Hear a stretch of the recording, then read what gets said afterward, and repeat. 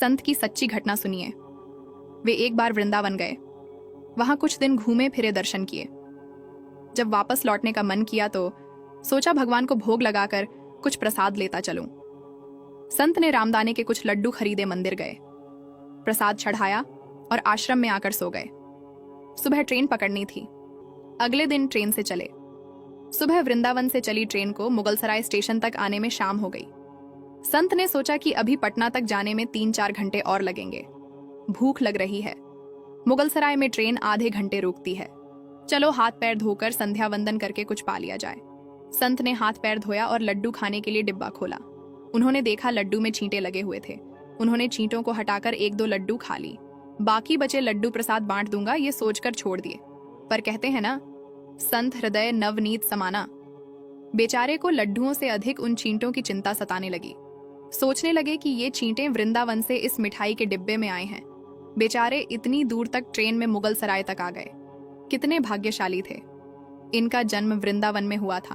अब इतनी दूर से पता नहीं कितने दिन या कितने जन्म लग जाएंगे इनको वापस पहुंचने में। पता नहीं ब्रज की धूल इनको फिर कभी मिल भी पाएगी या नहीं। मैंने कितना बड़ा पाप कर दिया, इनका वृंदावन छुड़वा दिया। नहीं, मुझे वापस जाना होगा। और संत ने उन चींटों को वापस उसी मिठाई के डिब्बे में सावधानी से रखा और वृंदावन की ट्रेन पकड़ ली। उसी मिठाई की दुकान के पास गए, डिब्बा धरती पर रखा और हाथ जोड़ लिए। मेरे भाग्य में नहीं कि तेरे ब्रज में रह सकूं, तो मुझे कोई अधिकार भी नहीं कि जिसके भाग्य में ब्रज की धूल लिखी है उसे दूर कर सकूं। दुकानदार ने महाराज को देखा तो बोले, महाराज चींटें लग गई तो कोई बात नहीं, आप दूसरी मिठाई तौलवा लो। संत ने कहा, भैया मिठाई में कोई कमी नहीं थी।